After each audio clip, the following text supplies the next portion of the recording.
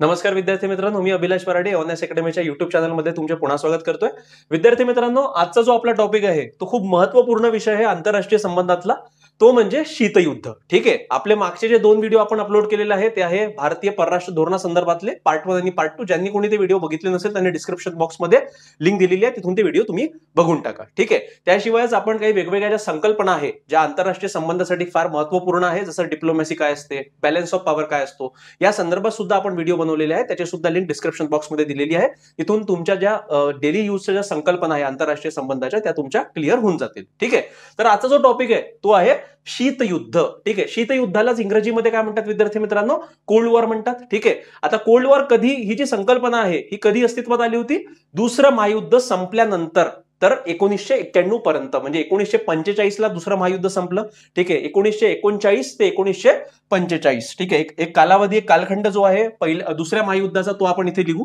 ठीक आहे, काय होतं? वर्ल्ड वॉर 2 जे होतं त्याची सुरुवात कधी झाली होती विद्यार्थी मित्रांनो? 1939 ला सुरुवात झाली होती आणि त्याचा शेवट कधी झाला होता? त्याचा शेवट झाला होता 1945 ला. आता हे जे शीतयुद्ध होतं, ठीक आहे, हे शीतयुद्ध यालाच इंग्रजीमध्ये काय म्हणतात? यालाच इंग्रजीमध्ये म्हणतात कोल्ड वॉर. ठीक आहे, आता हे कोल्ड वॉर कोणत्या 2 महासत्तेमध्ये चालू होतं? हे चालू होतं एक तर एकीकडे होता युएसए, ज्यालाच आपण अमेरिका सुद्धा म्हणतो, आणि दुसरीकडे चालू होता USSR, त्याला सोव्हिएत संघ सुद्धा बोललं जातं. ठीक आहे, सोव्हिएत संघ म्हणजे आजचा रशिया. ठीक आहे, तर या 2 महासत्तेमध्ये काय होतं? कोल्ड वॉर चालू होतं. त्या कोल्ड वॉरलाच मराठीमध्ये काय म्हणतात? शीतयुद्ध. शीतयुद्ध याच्यासाठी म्हणतात विद्यार्थी मित्रांनो याला, कारण त्या युद्धामध्ये तणाव होता दोन्ही राष्ट्रांमध्ये. ठीक आहे, युएसए आणि USSR मध्ये काय होता? खूप जास्त तणाव होता. पण त्या तणावाचं रूपांतर कधी फुल फ्लेज जे युद्ध आहे त्याच्यामध्ये कधी झालं नाही. म्हणजे कधी अमोरासमोर हे येऊन युद्ध यांनी तिथं अटॅक केलं नाही एकमेकांवर, पण तणाव कंटिन्युअसली होता. कोणत्या कालावधीपासून? 1945 पासून ते 1991 पर्यंत. ठीक आहे, तर हा पूर्ण कालखंडाचा आपल्याला अभ्यास करायचा आहे की या शीतयुद्धामध्ये 1945 ते 1991च्या दरम्यान कोणत्या अशा महत्वपूर्ण घडामोडी घडल्या, त्यासाठी कारणीभूत कोण होतं, ठीक आहे, कसे कसे वेगवेगळे प्रसंग आले, त्या संदर्भात सुद्धा तुम्हाला MPSC राज्यसेवा 2023चा जो पॅटर्न चेंज झालाय त्याच्यामध्ये प्रश्न विचारल्या जाऊ शकतात. तर एकंदरीत बघा विद्यार्थी मित्रांनो, हे जे शीतयुद्ध आहे, कोल्ड वॉर आहे, हे कोल्ड वॉर 3 लेक्चरची सिरीज इथे मी टाकणार आहे. आजच्या लेक्चरमध्ये आपण काय बघणार आहे की शीतयुद्धापर्यंत गोष्ट कशी गेली. ठीक आहे, की शीतयुद्धाच्या आधीचा घटनाक्रम व कारणे काय आहे ते आपण आजच्या लेक्चरमध्ये इथं बघणार आहोत. कारण एक बॅकग्राऊंड आपल्याला माहित पाहिजे. तुम्हाला जर बॅकग्राऊंड माहित असेल तर तुम्ही मग तिथं पुढे जाऊन तुम्हाला शीतयुद्ध कसं घडलं, काय घडलं हे तुम्हाला अंदाज लावायला सोपं जाईल. तर चला तर सुरुवात करूया. ठीक आहे, सर्वप्रथम आपल्याला पहिले महायुद्ध, त्यासाठी थोडं त्याचा सुद्धा एक ओव्हरव्ह्यू आपल्याला घ्यावं लागलं, म्हणजे वरवरून आपल्याला बघावं लागेल. हे बघा, डिटेल एक्सप्लेनेशन की वर्ल्ड वॉर 1 कसं झालं, वर्ल्ड वॉर 2 कोणी सुरू केलं, काय कोण कोण इन्व्हॉल्व्ह होतं, याचं पूर्ण डिटेल एलॅबोरेशन हे वर्ल्ड हिस्ट्रीच्या लेक्चरमध्ये तुम्हाला करण्यात येईल. ठीक आहे, तर इथं आपण थोडं एक संक्षिप्त स्वरूपात इथं आपण थोडे आढावा घेऊया. पहिलं जे महायुद्ध होतं वर्ल्ड वॉर 1. ठीक आहे, आता एक याचा कालावधी काय होता? पहिले महायुद्ध, ज्याला ग्रेट वॉर सुद्धा म्हणतात. ठीक आहे, ते 28 जुलै 1914 ते 11 नोव्हेंबर 1918 पर्यंत चालले. आता तुम्ही म्हणाल की सर वर्ल्ड वॉर 2च्या नंतर कोल्ड वॉर सुरू झालं आणि तुम्ही आम्हाला वर्ल्ड वॉर 1 का बरं सांगत आहे? कारण वर्ल्ड वॉर 2 व्हायसाठी विद्यार्थी मित्रांनो कारणीभूत काय आहे? वर्ल्ड वॉर 1 आहे. ठीक आहे, विश्वयुद्ध 1 त्याच्या जे आउटकम होते त्याच्यामुळेच विश्वयुद्ध 2 झालं, आणि विश्वयुद्ध 2 मुळेच मग पुढे काय झालं? शीतयुद्ध सुरू झालं. ठीक आहे, तर कोणत्या कालावधी होता वर्ल्ड वॉर 1चा? त्यालाच ग्रेट वॉर सुद्धा म्हणतात. 1914 ते 1918 पर्यंत. आता वर्ल्ड वॉर 1 हे मित्र राष्ट्र, म्हणजे एकीकडे होते अलाइड पॉवर आणि दुसरीकडे होते सेंट्रल पॉवर. ठीक आहे, त्याला इंग्रजीमध्ये म्हणतात मित्र राष्ट्र, अलाइड पॉवर, केंद्रवर्ती सत्ता म्हणजे सेंट्रल पॉवर, यांच्यात लढले गेले. त्यानंतर इथं बघूया, आता मित्र राष्ट्रांमध्ये कोण कोण होतं?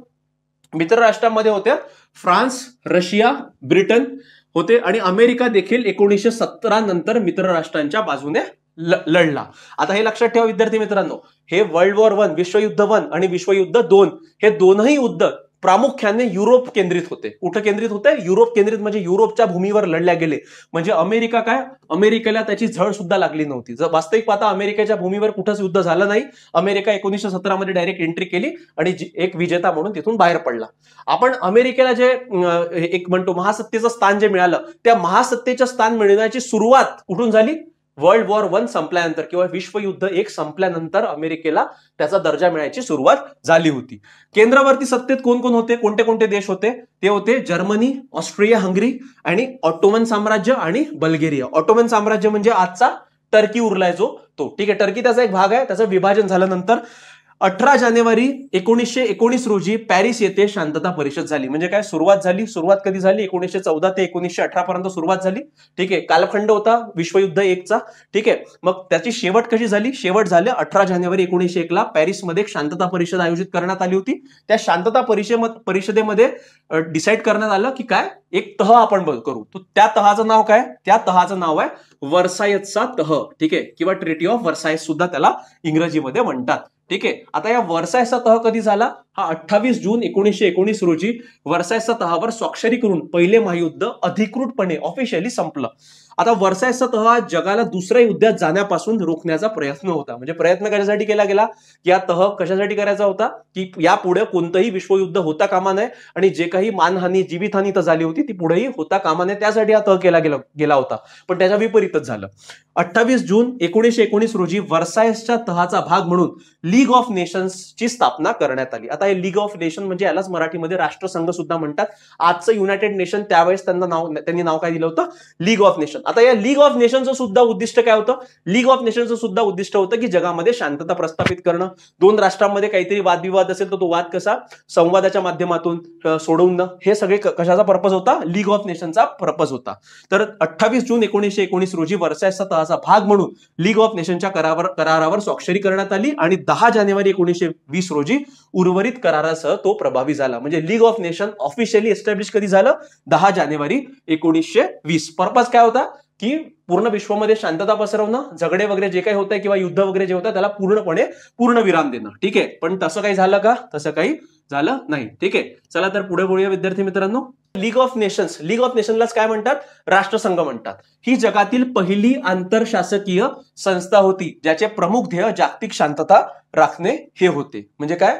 पहिली आंतरशासकीय संस्था, इंटर गव्हर्नमेंटल ऑर्गनायझेशन होती. जगातली पहिली इंटर गव्हर्नमेंटल ऑर्गनायझेशन ज्याचे प्रमुख धोरण काय होते? जगात शांतता राखणे. संघटनेच्या प्राथमिक उद्दिष्ट कोणते कोणते होते? त्याच्या करारात नमूद केल्याप्रमाणे सामूहिक सुरक्षा, निशस्त्रीकरणाद्वारे युद्ध रोखणे आणि वाटाघाटी आणि लवादाद्वारे आंतरराष्ट्रीय विवादांचे निराकरण करणे समाविष्ट होते. या व्यतिरिक्त जे काही सोशल इकॉनॉमिक प्रॉब्लेम होते ते सुद्धा सोडवण्याचा जबाबदारी कोणाला देण्यात आली होती? लीग ऑफ नेशन, राष्ट्रसंघाला देण्यात आली होती. पण ऍक्च्युअल मध्ये प्रॉब्लेम काय झाला विद्यार्थी मित्रांनो? की जसं आजचं युनायटेड नेशन आहे, युनायटेड नेशनला आज जर मी एका शब्दामध्ये बोलायचं झालं तर मी त्याला म्हणू शकतो it is a Toothless tiger. काय आहे युनायटेड नेशन? टूथलेस टायगर आहे. टूथलेस टायगर म्हणजे काय? की असा वाघ आहे की ज्याला दातच नाहीये. आणि तीच अवस्था त्यावेळेस कोणाची होती? लीग ऑफ नेशन्सची होती, ठीक आहे. म्हणजे लीग ऑफ नेशनकडे स्वतःचे सैन्य नव्हतं, स्वतःचा पैसा नव्हता. जे काही मेंबर्स किंवा जे काही राष्ट्र त्यांचे सदस्य होते ते जे काही तुटपुंजी रक्कम द्यायची त्याच्यावरती कार्य करायचं. म्हणजे काय? काही केलं, काही पूर्णपणे त्यांना अधिकार दिलेच नव्हते. तर अशा परिस्थितीत त्यांच्याकडून आशा तरी काय केली जाणार? तर लीग ऑफ नेशन म्हणजे राष्ट्रसंघ काय पडले? हे सुद्धा फेल पडलं, ठीक आहे. त्या फेल पडण्याचेच परिणाम कशात कन्वर्ट झाले? विश्वयुद्ध 2 मध्ये कन्वर्ट झाले, ठीक आहे. तर विद्यार्थी मित्रांनो, यालाच तथापि सर्व युद्ध संपण्याचे युद्ध याच्या उलट निघाले. म्हणजे काय? हे जे वर्ल्ड वॉर 1 होतं किंवा विश्वयुद्ध 1 होतं याला काय म्हणण्यात आलं होतं? याला सर्व युद्ध संपवण्याचे युद्ध म्हणून याला म्हणण्यात येत होतं. पण झालं काय? झालं विपरीतच झालं, ठीक आहे. म्हणजे त्याच्या लगेच काही वर्षाच्या कालावधीनंतर काय झालं? विश्वयुद्ध 2 तिथं सुरू झालं 1939 ते 1945 दरम्यानचं, ठीक आहे. आता ट्रीटी ऑफ वर्सायलस, ठीक आहे, कराराद्वारे जर्मनीची आर्थिक नासाडी आणि राजकीय अपमान सुनिश्चित करून युद्धानंतरच्या समझोत्याने दुसऱ्या महायुद्धासाठी सुपीक मैदान उपलब्ध करून दिले. म्हणजे काय? की या युद्ध संपल्यानंतर जर्मनी जो होता तो पराभूत झालेल्या ग्रुप मधून येत होता, ठीक आहे. त्याला सेंट्रल पॉवर मधून येत होता आणि जे अलाइड पॉवर्स होते किंवा मित्र राष्ट्र होते ते काय होते? ते विजयी झालेले राष्ट्र होते. तर त्यांनी काय केलं? त्यांनी काही टर्म्स अँड कंडिशन लावल्या या सेंट्रल पॉवरवर किंवा केंद्रशर्ती जे सत्ता होता त्यांच्यावर किंवा सेंट्रल पॉवरवर काही टर्म्स अँड कंडिशन लावले. त्याच्यातली प्रमुख टर्म्स अँड कंडिशन जी जर्मनीवर लादण्यात आली होती ती आहे की आता युद्ध तुम्ही सुरू केलं तर तुम्ही आम्हाला काय द्यायला पाहिजे? नुकसान भरपाई द्यायला पाहिजे. म्हणजे काय? की जर्मनीला नुकसान भरपाई द्यायला लावली म्हणजे त्यांची आर्थिक कोंडी केली. त्यानंतर दुसरं राजकीय अपमान, ठीक आहे.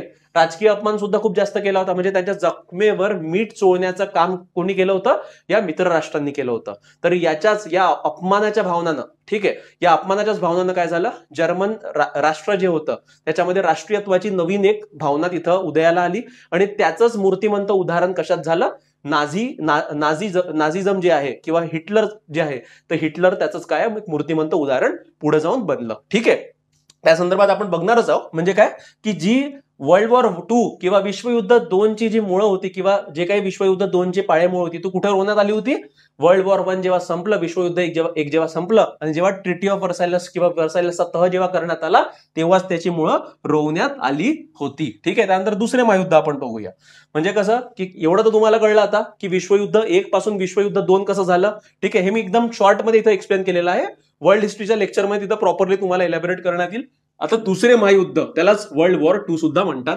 दुसरे महायुद्ध हे 1939 ते 1945 दरम्यान झालेले जागतिक युद्ध होते. हे युद्ध मुख्यतः युरोप व आशियामध्ये दोस्त राष्ट्रे व अक्ष राष्ट्रे यांच्यामध्ये झाले. कोणामध्ये झाले? एकीकडे दोस्त राष्ट्र होते म्हणजे अलाइड पॉवर आणि दुसरीकडे होते अक्ष राष्ट्रे म्हणजे ऍक्सिस पॉवर. अक्ष राष्ट्रेला इंग्रजीमध्ये काय म्हणतात? ऍक्सिस पॉवर म्हणतात. 1 सप्टेंबर 1939 रोजी पोलंडवर जर्मन आक्रमण आणि त्यानंतर 2 दिवसांनी ब्रिटन आणि फ्रान्सने जर्मनी विरुद्ध युद्ध घोषित केलं. म्हणजे हे जे युद्ध आहे दुसरं विश्वयुद्ध, याची सुरुवात कोणी केली? याची सुद्धा सुरुवात जर्मनीने केली. ठीक आहे, जर्मनीने पहिले पोलंडवर आक्रमण केलं आणि त्यानंतर लगेच 2 दिवसानंतर ब्रिटन आणि फ्रान्सने जर्मनी विरुद्ध युद्ध पुकारलं आणि अशा पद्धतीनं विश्वयुद्ध 2चं काय झाली? सुरुवात झाली 1939 मध्ये. आता कोणते कोणते राष्ट्र होते इथं मी थोडे इंग्रजीमध्ये दिलेले आहे. एक होतं ऍक्सिस पॉवर मध्ये इटली होतं. तेव्हा इटली कोणाच्या सत्ते अधिक याच्या खाली होतं? Benito Mussolini. ठीक आहे, फॅसिस्ट पार्टी होती ती, फासिझम ज्याला आपण म्हणतो ते. जर्मनी कोणाचं होतं? हिटलरची नाझी पक्ष जो होता तो. आणि जापान होतं. जापान सुद्धा काय एकाधिकारशाही तिथं होती. त्यानंतर हे होते सगळे ऍक्सिस पॉवर किंवा अक्षराष्ट्र आणि अलाइड पॉवर किंवा मित्र राष्ट्र किंवा दोस्त राष्ट्र जे होते तिथे कोण कोण होतं? अमेरिका होतं, ग्रेट ब्रिटन, फ्रान्स, हे 3 काय होते? हे मित्र राष्ट्र होते. ठीक आहे, त्यानंतर USSR जो होता किंवा सोव्हिएत संघ जो होता, तो सोव्हिएत संघ सुद्धा कोणाकडून गेला? तो सोव्हिएत संघ मित्र राष्ट्रांकडून गेला. म्हणजे सोव्हिएत संघासोबत फ्रान्स, ब्रिटन आणि अमेरिका या तिघांनी काय केलं? युती केली आणि त्यांनी काय बनवलं? मित्र राष्ट्रांचा ग्रुप बनवला. आणि ऍक्सिस पॉवर किंवा अक्षराष्ट्र जे होते त्यांच्यामध्ये कोण 3 प्रामुख्याने होते? एक होता इटली, दुसरा होता जर्मनी आणि तिसरा होता जापान. या दोघांमध्ये काय सुरू झालं? मग विश्वयुद्ध सुरू झालं या 2 ग्रुपमध्ये. ठीक आहे, त्यानंतर पुढे बघूया विद्यार्थी मित्रांनो. आता युद्धाची कारणे काय होती हे थोडं फार महत्वपूर्ण आहे. युद्धाची कारणे काय? कारण याचंच जे रूपांतर आहे ते कोल्ड वॉर मध्ये पुढे झालेलं आहे किंवा शीतयुद्धात झालेलं आहे. यामध्ये पहिला जो आहे ते आहे वर्सायचा तह. आताच मी तुम्हाला सांगितलं की वर्सायचा तह, पॅरिसमध्ये जी पीस ट्रिटी झाली होती, ठीक आहे, पॅरिसमध्ये जी शांततेची परिषद झाली होती, त्याच्यानंतर लगेच काय करण्यात आला? वर्सायचा तह करण्यात आला. आणि या तहामध्ये कोणाची मानहानी झाली? जर्मनीची मानहानी झाली. मग त्या मानहानीचा बदला घ्यायसाठी त्यांनी काय केलं? त्यांनी स्वतःची बांधणी सुरू केली. त्यांचं सैन्य त्यांनी स्ट्रॉंग केलं. जे आपलं वेपन्सचं प्रोडक्शन आहे, ठीक आहे, ते वेपन्सचं प्रोडक्शन त्यांनी वाढवलं. अशा पद्धतीनं ते काय केले? तयारी करत गेले युद्धाची. आणि त्या तयारी करण्यामागे कोणाचा रोल होता? हिटलरचा मुख्यत्वे रोल होता. आणि हिटलरचा नाझी पक्ष तेव्हा काय होता? जर्मनीमध्ये सत्तेत आला होता. आता हे काय वर्सायचा तह कारणीभूत आहे. दुसरं, लीग ऑफ नेशन्सचे अपयश. म्हणजे लीग ऑफ नेशन जे राष्ट्रसंघ होतं तेव्हाचं, ते काय पडलं? अपयशी पडलं. ते मी तुम्हाला मागेच सांगितलं. त्यानंतर 1929 मध्ये काय होती? महामंदी आली होती पूर्ण जगावर, ते सुद्धा कारणीभूत राहिली. फॅसिझमचा उदय झाला युरोपमध्ये. ठीक आहे, फॅसिझम म्हणजे काय? एक प्रकारचा हुकुमशाही पहिल्यांदा युरोपमध्ये आली. ती कुठून आली? इटली मधून आली. ठीक आहे, तेव्हा बेनिटो मुसोलिनी हा काय बनला? इटलीचा अध्यक्ष बनला. आता फॅसिझमचा उदय कधी झाला? 1922च्या दरम्यान आपण म्हणू शकतो. ठीक आहे, त्यानंतर नाझीवादाचा उदय झाला. ठीक आहे, आता नाझीवादाचा उदयाच्या मागे सुद्धा कोण कारणीभूत होतं? हिटलर कारणीभूत होता. हिटलरचा पक्ष, ठीक आहे, जर्मनीमध्ये हिटलर चान्सलर बनून आला, म्हणजे त्याचा सर्वोच्च नेता बनून आला. कोणत्या वर्षी? 1933 मध्ये सत्तेत आला. आणि जेव्हा तो 1933 मध्ये सत्तेत आला किंवा त्याच्या आधीपासूनच त्यांनी मोर्चेबांधणी सुरू केली होती. ठीक आहे, त्यांनी राष्ट्रीयत्वाच्या भावनेवर की कशा विश्वयुद्ध 1 मध्ये कशा या मोठ्या मोठ्या राष्ट्रांनी, ब्रिटन, फ्रान्स, अमेरिका यांनी आपल्याला काय केलं? आपली मानहानी केली आणि त्याचा बदला आपल्याला घ्यायचा याची भावना त्यांनी लोकांच्या मनात टाकली. ठीक आहे, जर्मन लोकांच्या मनात टाकली आणि त्याच्यातूनच विश्वयुद्ध 2 कडे जग वळलं. ठीक आहे, त्यानंतर चौथं, तुष्टीकरणाचे धोरण. म्हणजे यालाच काय म्हणतात? Policy of appeasement. ठीक आहे, यालाच काय म्हणतात? पॉलिसी ऑफ अपीजमेंट म्हणतात. आता तुष्टीकरणाचे धोरण म्हणजे काय? हे पॉलिसी ऑफ अपीजमेंट आता कोणी सुरू केलं हे सुद्धा फार महत्वाचं आहे. ठीक आहे, आता पॉलिसी ऑफ अपीजमेंट मध्ये काय होतं की ब्रिटन आणि फ्रान्स हे दोन राष्ट्र याच्यासाठी कारणीभूत आहे. म्हणजे जर हे दोन राष्ट्रांची इच्छा असती तर त्यांनी विश्वयुद्ध 2 होण्यापासूनच त्यांनी काय केलं असतं, म्हणजे जगाला वाचवलं असतं. विश्वयुद्ध 2 होण्यापासून वाचवलं असतं. कोण वाचू शकले असते? ब्रिटन किंवा फ्रान्स वाचू शकले असते, पण यांनी वाचवलं नाही. आता का बरं वाचवलं? त्याचं कारण आहे की त्यांनी काय केलं, तुष्टीकरणाचे धोरण राबवले, ज्यालाच म्हणतात पॉलिसी ऑफ अपीजमेंट, खुश करणं. आता कोणाला खुश केलं यांनी? जर्मनीला केलं. आता तेव्हा जर्मनीचा एक चान्सलर कोण होता? हिटलर होता.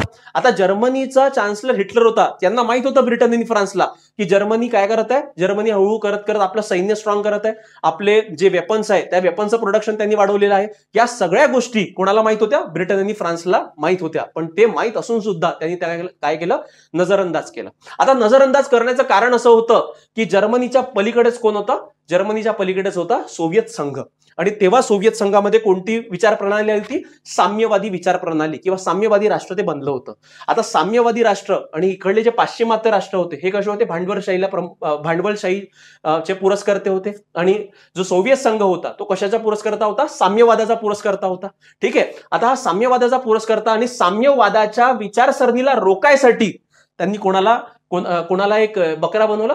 त्यांनी जर्मनीला बनवलं. किंवा जर्मनीला जर आपण मदत किंवा जर्मनी जे काही करतोय त्याला आपण थोडं नजरअंदाज केलं तर जर्मनी काय करेल? जर्मनी सोव्हिएत संघाचा जो काही साम्राज्यवादाचा प्रसार तो करतो आहे, साम्यवादी विचार प्रणालीचा जो काही प्रसार करतोय तो काय करेल? थोपवण्याचे काम कोण करेल? जर्मनी करेल. पण हळू करत जर्मनीनं काय केलं? जर्मनीनं जे आपल्या अवतीभोवतीचे प्रदेश आहेत त्यांच्यावर युद्ध पुकारणं सुरू केलं, ते सुद्धा त्यांनी नजरअंदाज केलं. आणि नंतर जेव्हा जर्मनीने पोलंडवर युद्ध पुकारलं तेव्हा मग त्यांचे डोळे उघडे झाले की आता वेळ आलेली आहे. आता जर्मनीची जी काही सीमारेषा आम्ही आखून दिली होती ती त्यांनी क्रॉस केली आणि आता युद्ध कोणत्या हालतीत आपल्याला करावंच लागेल. तर अशा पद्धतीनं पॉलिसी ऑफ अपीजमेंट किंवा तुष्टीकरणाचं धोरण कोणी राबवलं? ब्रिटन आणि फ्रान्स यांनी राबवलं. ठीक आहे. त्यानंतर न्यूक्लिअर बॉम्ब हल्ला. आता वर्ल्ड वॉर 2 किंवा विश्वयुद्ध 2चा शेवट कसा झाला? तो झाला परमाणु हल्ल्यामुळे. ठीक आहे. यामध्ये आता बघा, जपानवर मित्र राष्ट्रांच्या आक्रमणासाठी योजना तयार केल्या जात होत्या. ठीक आहे. जपानवर सगळे जे मित्र राष्ट्र होते, अलाइड पॉवर्स होते, यांनी काय केलं की आता कसंही करून जपानला आपल्याला हरवायचं आहे बरं, त्यासाठी उपाययोजनावर चर्चा करायला सुरुवात झाली. पण चर्चा करताना अल्टिमेटली काय निघालं होतं की ऑलरेडी युद्धामध्ये खूप जास्त सैनिक मारले गेले होते, खूप जास्त मानवहानी झाली होती. ठीक आहे. वित्तहानी झाली होती. तर अशा परिस्थितीत ठीक आहे, कोणालाही हे पाहिजे नव्हतं की अजून वित्तहानी व्हायला पाहिजे, अजून मानवहानी व्हायला पाहिजे, असं कोणाची इच्छा नव्हती. तर मग त्याचा तोडगा काय निघाला? परंतु भयंकर प्रतिकार आणि मोठ्या प्रमाणात जीवितहानी होण्याच्या भीतीने हॅरी ट्रुमॅन जेव्हा काय होते? अमेरिकेचे राष्ट्राध्यक्ष होते. तर या हॅरी ट्रुमॅनने काय केलं? नवीन अमेरिकन अध्यक्षांना जपान विरुद्ध अणुबॉम्बचा वापरास मंजुरी देण्यास प्रवृत्त केले. प्रवृत्त करण्याचं कारण काय होतं की अमेरिकन सैन्य किंवा जे अलाइड पॉवरचं सैन्य आहे यांची जीवितहानी व्हायला नको आणि वित्तहानी व्हायला नको, हे या दोन्ही गोष्टी टाळण्यासाठी काय करण्यात आलं? अणुबॉम्बच्या वापरास परवानगी देण्यात आली. असे बॉम्ब 1942 पासून विकसित होत होते आणि 6 ऑगस्ट 1945 रोजी त्यापैकी एक जपानी शहर हिरोशिमावर टाकण्यात आला. पहिला हिरोशिमावर टाकण्यात आला होता आणि त्याच्या नंतर नागासाकीवर टाकण्यात आला होता. 3 दिवसानंतर नागासाकीवर आणखी एक टाकण्यात आले. म्हणजे 2 अणुहल्ले करण्यात आले जपानवर. कोणताही देश अशा हल्ल्यांचा सामना करू शकला नाही आणि जपानी लोकांनी 14 ऑगस्ट रोजी आत्मसमर्पण केले. जपानच्या शरणागतीने दुसरे महायुद्ध अखेर संपले. ठीक आहे. त्यानंतर आता दुसऱ्या महायुद्धाचे परिणाम काय आहे ते आपल्याला थोडं बघायचं आहे. कोणते कोणते परिणाम झाले बेटा? पहिलं बघूया इथं. पहिलं काय झालं? युरोप केंद्रित राजकारणाचा शेवट झाला. ठीक आहे. कशाचा शेवट झाला विद्यार्थी मित्रांनो? युरोप केंद्रित राजकारणाचा शेवट झाला. म्हणजे जे काही आता विश्वयुद्ध 1 आणि विश्वयुद्ध 2 आपण बघितलं, हे मेजरली सुरुवात कुठून झाली याची? युरोपमधूनच झाली. आणि मेजरली डिस्ट्रक्शन किंवा विध्वंस कुठं झाला? युरोपमध्येच झाला. म्हणजे जे काही राजकारण होतं जगाचं, ते जगाचं राजकारण येऊन जाऊन कुठं अडत होतं? युरोपवरच थांबत होतं. ठीक आहे. 19व्या आणि 20व्या शतकापर्यंतचा काळ हा युरोप केंद्रित कालखंड मानला जातो. दुसऱ्या महायुद्धादरम्यान जर्मनी, फ्रान्स, इटली ही युरोपमधील महत्वाची राष्ट्रे पराभूत झाली होती आणि युनायटेड किंगडम सुद्धा डिवास्टेटेड झालं होतं, म्हणजे उद्ध्वस्त झालं होतं. दुसरीकडे कोणते नवीन राष्ट्र महासत्ता म्हणून उगम झाला? एक होतं अमेरिका आणि दुसरं होतं सोव्हिएत रशिया. या बड्या सत्ता म्हणून उदयास आल्या. ठीक आहे. कधी? हे विश्वयुद्ध 2च्या शेवटी, म्हणजे जी पहिले पोझिशन फ्रान्स आणि ब्रिटनची होती, पहिले जी पोझिशन जगामध्ये फ्रान्स, एकीकडे फ्रान्स एक महासत्ता होता आणि दुसरीकडे ब्रिटन होता, तर त्यांची जागा आता कोणी घेतली, एकीकडे अमेरिकेने घेतली आणि दुसरीकडे सोव्हिएत रशियानं घेतली. आता जे शीतयुद्ध झालं ते शीतयुद्ध सुद्धा कोणामध्ये झालं, अमेरिका आणि सोव्हिएत रशिया दोघांमध्ये काय झालं, शीतयुद्धाची सुरुवात 1945 नंतर सुरुवात झाली. ठीक आहे. त्यानंतर दुसरं युरोपची विभागणी. ठीक आहे. जसं युद्ध संपलं अगेन काय की हे सगळे जे राज्य होते, ठीक आहे, आता हे सगळे राज्य म्हणजे काय, एकीकडे अमेरिका आला आणि दुसरीकडे काय आला, सोव्हिएत रशिया आला. आता अमेरिकेच्या हाताखाली कोण कोण होते, ब्रिटन, फ्रान्स, हे सगळे जे युरोपियन राष्ट्र होते पश्चिमेकडे, हे सगळे कोणाकडून होते, अमेरिकेकडून होते. आणि जे पूर्व युरोपकडील होते ते कोणाकडून राहिले, सोव्हिएत रशियाकडनं राहिले. तर त्यामध्ये आता युरोपची विभागणी झाली. दुसऱ्या महायुद्धादरम्यान सोव्हिएत रशियाच्या सैन्याने पूर्व युरोपचा प्रदेश व्याप्त केला होता. ठीक आहे. आणि पश्चिम युरोपवर अमेरिका, फ्रान्स, युनायटेड किंगडम या पाश्चात्य राष्ट्रांनी ताबा मिळवला होता. तर युद्ध संपले तेव्हा युरोपचे पूर्व आणि पश्चिम असे विभाजन झाले. तर पूर्वला कंट्रोल कोणी केलं, सोव्हिएत संघाने केलं. आणि पश्चिमेला कंट्रोल कोणी केलं, अमेरिकेने केलं. अमेरिका आणि अमेरिकेचे जे काही मित्र राष्ट्र आहेत त्यांनी केलं. मग इथून सुरुवात झाली विचार प्रणालीची. आता विचार प्रणाली म्हणजे काय की विश्वयुद्ध 2 होण्याचं कारण, एक प्रमुख कारण काय आहे की साम्यवादाच्या प्रसारापासून काय करणं, जगाला रोखणं किंवा साम्यवादाचा जो काही प्रसार होत आहे त्याला थोपवून देणं. तर हे त्याचं विश्वयुद्ध 2चं एक आपण बघितलं की कशा प्रकारे जर्मनी तिथं जे आहे आपली सैन्य भरती वाढवत होता. ठीक आहे. वेपन्स निर्मिती करत होता. तरी ब्रिटन आणि फ्रान्सने नजरअंदाज केलं. का बरं नजरअंदाज केलं, कारण साम्यवादाचा प्रसार रोखण्यासाठी. ठीक आहे. तीच भूमिका मग कुठे आली की पूर्वेकडे कोणता आला, पूर्वेकडली भाग हा गेला सोव्हिएत रशियाकडे, पूर्व युरोपचा. आणि पश्चिमेकडला भाग कोणाकडे गेला, अमेरिकेकडे गेला. आता अमेरिकेची विचार प्रणाली कोणती होती, भांडवलशाही. ठीक आहे, ज्याला कॅपिटलिझम आपण म्हणतो. आणि पूर्वेकडली सोव्हिएत रशियाची विचार प्रणाली कोणती होती विद्यार्थी मित्रांनो, साम्यवादी किंवा त्याला कम्युनिझम आपण म्हणतो. ठीक आहे. तर मग आता इथून जो पुढचा झगडा आहे तो विशेष करून विचार प्रणालीवर आधारित झगडा आहे. त्याला आयडिओलॉजिकल डिफरन्सेस सुद्धा आपण इथं इंग्रजीमध्ये म्हणतो. त्यानंतर विचार प्रणालीचे कार्य. रशियातील 1917च्या बोल्शेविक क्रांतीने आंतरराष्ट्रीय संबंधात विचार प्रणाली हा एक नवीन घटक आणला होता. कोणती विचार प्रणाली, त्याच्या आधी जी प्रामुख्याने विचार प्रणाली पूर्ण जगात चालत होती ती कोणती होती, भांडवलशाही विचार प्रणाली होती. आणि त्याचा प्रणेता कोण होता, अमेरिका होता किंवा ब्रिटन, फ्रान्स हे सगळे होते. पण 1917 मध्ये जेव्हा युएसएसआर किंवा सोव्हिएत संघामध्ये बोल्शेविक क्रांती आली तेव्हा एक नवीन विचार प्रणाली आली, त्याचंच नाव काय देण्यात आलं, साम्यवाद देण्यात आलं. ठीक आहे. घटकाला या क्रांतीनंतर सोव्हिएत रशियाची साम्यवादी राष्ट्र म्हणून निर्मिती झाली. सोव्हिएत रशियाच्या अधिपत्याखाली असलेल्या पूर्व युरोपीय राष्ट्रांनी साम्यवादी विचार प्रणाली मान्य केली. आता साम्यवादी विचार प्रणाली म्हणजे काय की इथं प्रिडॉमिनंटली रोल कोणाचा महत्वाचा राहील, सरकारचा महत्वाचा राहील.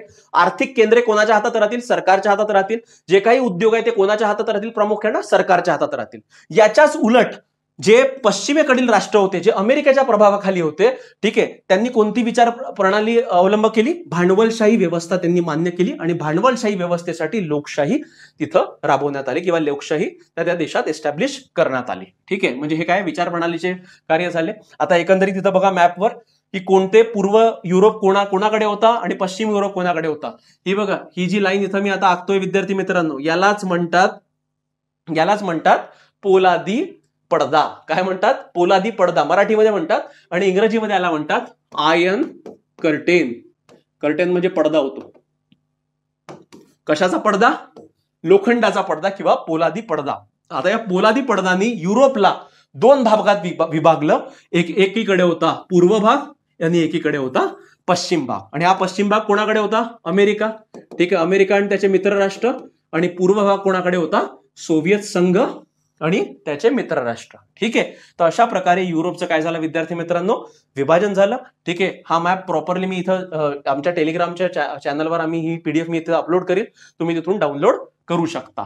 लिंक डिस्क्रिप्शन बॉक्समध्ये दिलेली आहे. ज्यांनी कोणी डाउनलोड करायचं असेल ते तिथून टेलिग्राम चॅनल जॉईन करू शकता. त्यानंतर चौथं काय झालं, चौथं झालं की संयुक्त राष्ट्रांची स्थापना झाली. ठीक आहे. लीग ऑफ नेशन बरखास्त करण्यात आलं होतं. ठीक आहे, कारण लीग ऑफ नेशन किंवा राष्ट्रसंघ काय ठरलं होतं, अपयशी ठरलं होतं. तर मग त्याच्याच धर्तीवर काय बनवण्यात आलं, संयुक्त राष्ट्रसंघाची स्थापना करण्यात आली.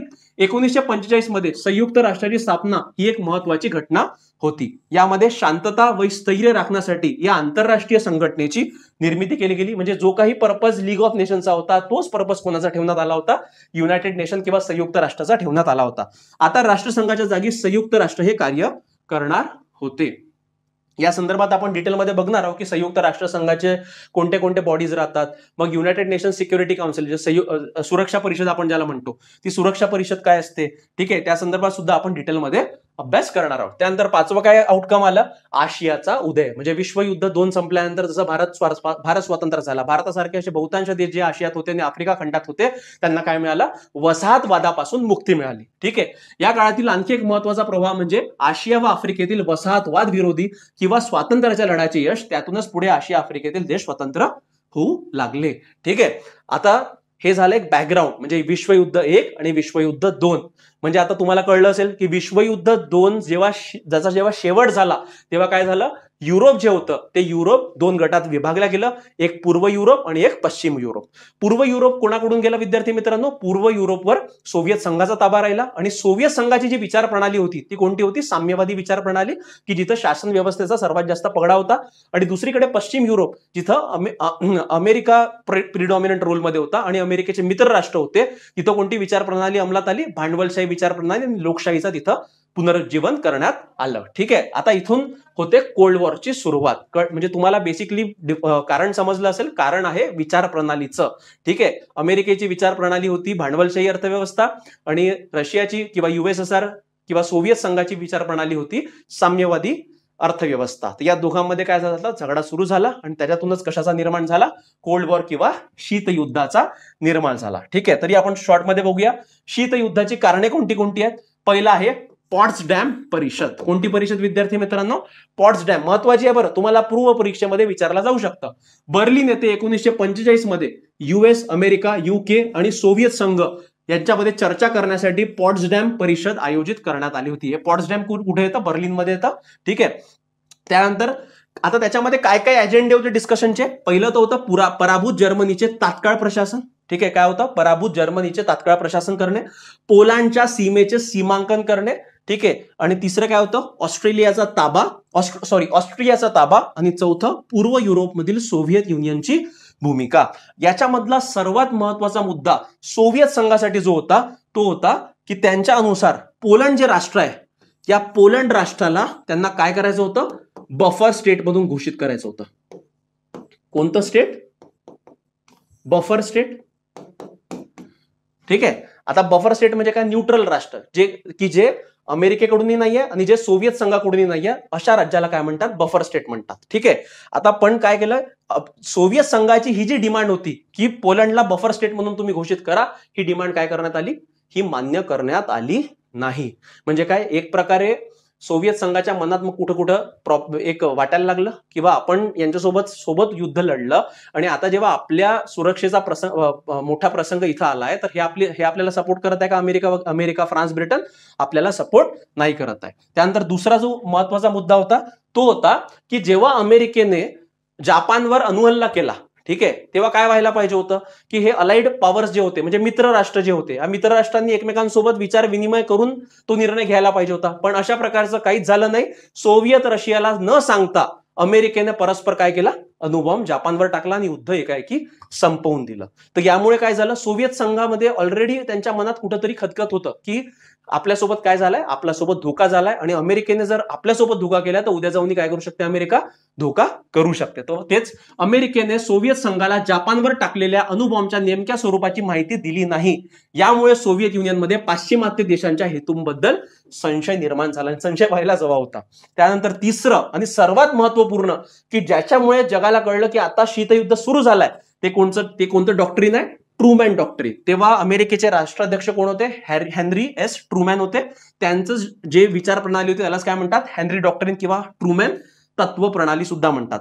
ट्रूमॅन सिद्धांताची घोषणा 12 मार्च 1947 रोजी अमेरिकेचे अध्यक्ष हॅरी एस ट्रूमॅन यांनी केली. आता या सिद्धांतामध्ये त्यांनी काय म्हटलं होतं की या सिद्धांतानुसार हे इतर देशांना आर्थिक मदत देण्यासारख्या विविध मार्गांनी सोव्हिएत युनियनचे साम्यवादी आणि साम्राज्यवादी प्रयत्न थांबवण्याचे अमेरिकेचे धोरण होते. म्हणजे यांचं काय, या ट्रूमॅन जो होता हा ट्रूमॅन हुशार माणूस होता. आता यांना मी आता सुरुवातीलाच तुम्हाला सांगितलं की दोघांनाही भीती काय होती, विचार प्रणालीची भीती होती. अमेरिकेला वाटायचं की साम्यवादी विचार प्रणाली जर वाढत गेली पूर्ण जगामध्ये तर आपलं जे इन्फ्लुएन्स आहे बा पूर्ण जगाचं ते कमी होऊन जाईल. ठीक आहे. आणि सेम भीती कोणाला होती? सोव्हिएत संघाला होती की जर अमेरिकेचा भांडवलशाही प्रणाली जर पूर्ण जगामध्ये आली तर आपलं जे साम्यवाद आहे ते काय होऊन जाईल, ते आपण कमी होऊन जाईल आणि सोव्हिएत संघाचा जो दबदबा आहे तो सुद्धा कमी होऊन जाईल. म्हणजे दोघांना एकमेकांची भीती होती. तर यामधूनच काय होतं, यामधूनच इश्यू काय झाला, यामधूनच इश्यू झाला की हेनरी एस ट्रूमॅन आहे यांनी काय धोरण अवलंबलं की जे काही पूर्वेकडील युरोपियन राष्ट्र आहे जे सोव्हिएत संघाच्या अधिपत्याखाली आहे यांना जर आपल्या गटात सामील करायचं आहे, म्हणजे भांडवलशाही प्रणालीमध्ये जर ओढायचं असेल तर काय करणं आवश्यक आहे, त्यांना आर्थिक मदत द्या. कारण त्यावेळेस तर युरोपचं पूर्ण विध्वंस झालंच होतं. ठीक आहे. तर अशा वेळेस काय करणं, त्यांना काही आर्थिक मदत द्या, त्यांना सामाजिक मदत द्या. म्हणजे ज्या ज्या व्हेरियस मार्गाने तुम्ही मदत द्याल त्यांना आपल्याकडे आकर्षित करायचा प्रयत्न करा आणि सोव्हिएत संघाकडून त्यांना इकडं ओढा. तर हे आणि तसं जर केलं तर काय होईल, सोव्हिएत संघाची साम्यवादी विचार प्रणाली कमी होत जाईल आणि त्याचा साम्राज्यवादाचा जो प्रयत्न आहे तो सुद्धा काय होत जाईल, कमी होत जाईल. ही कोणाची विचार प्रणाली होती? ट्रूमॅन डॉक्ट्रिन होतं.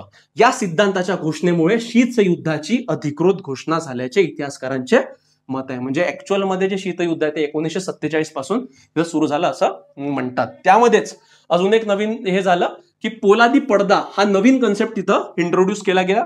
त्यालाच आपण आयर्न कर्टेन सुद्धा म्हणतो. हे कोणी वक्तव्य दिलं होतं?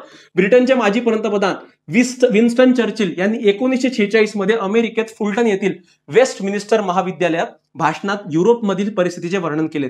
ते काय म्हणाले?